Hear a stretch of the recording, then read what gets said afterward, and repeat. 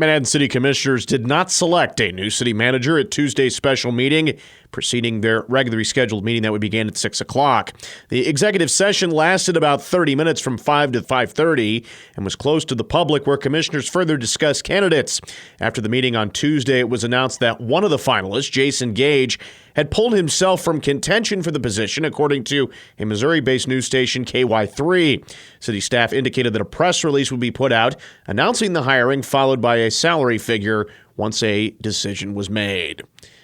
The commissioners then got underway at 6 for their regularly scheduled meeting, discussing the first phase of the Manhattan Levee project, which is nearing completion, with city commissioners hearing from the U.S. Army Corps of Engineers on Tuesday regarding the next steps.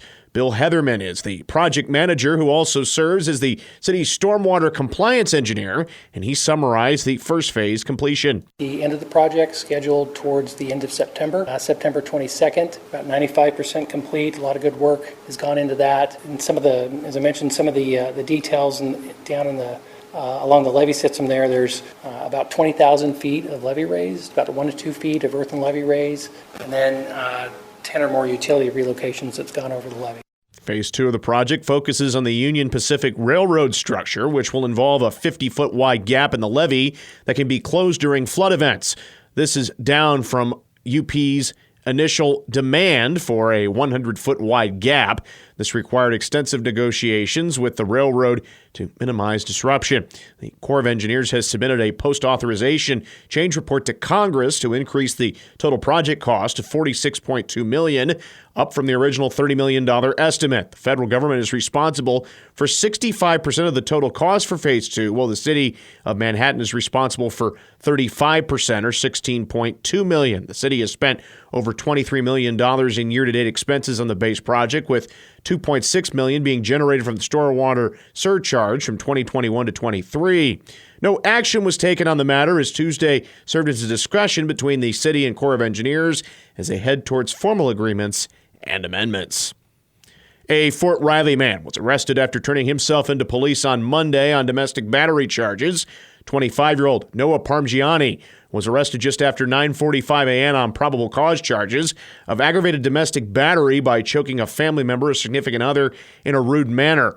One count of knowingly causing great bodily harm by harm or disfigurement, and one count of criminal deprivation of property.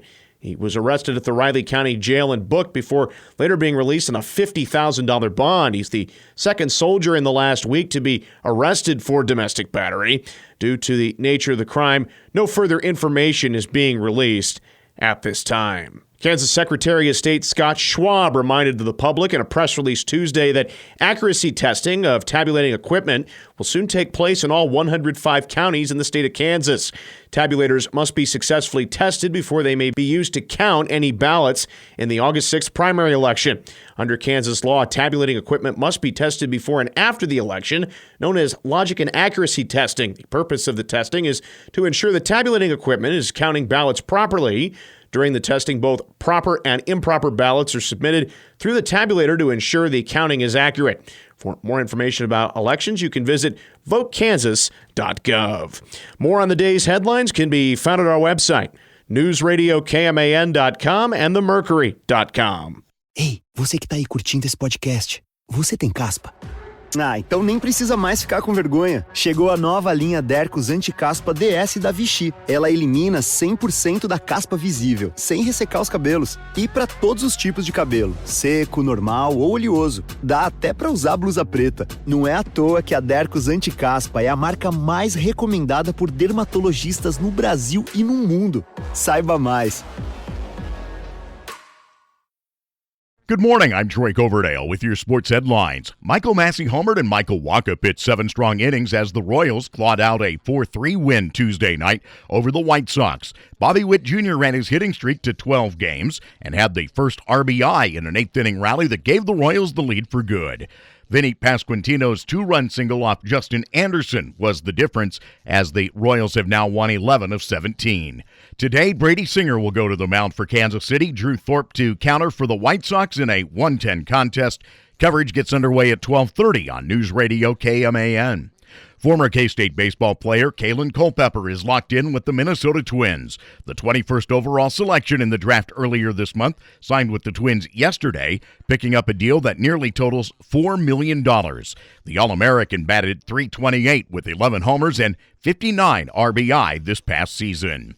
Quest Glover has found his new basketball home. The guard, shelved by a knee injury throughout the entire season for K-State this past year, has signed on with Ohio State. Glover had transferred to K-State last summer after 2 at Samford. He suffered a setback in his recovery from knee surgery and did not play a single minute while in Manhattan. The redemption tour ended in a familiar spot for Simone Biles. Atop the Olympic podium, the American gymnastics star and her singular brilliance powered a dominant U.S. women's team in the finals. With Biles and her show-stopping best, the Americans' total of 171.296 was well clear of Italy and Brazil. It was the exclamation point of a year-long run in which Biles has cemented her legacy as the greatest ever in the sport. The individual competitions still loom for Biles and the rest of her mates. Have a great day. I'm Troy Coverdale.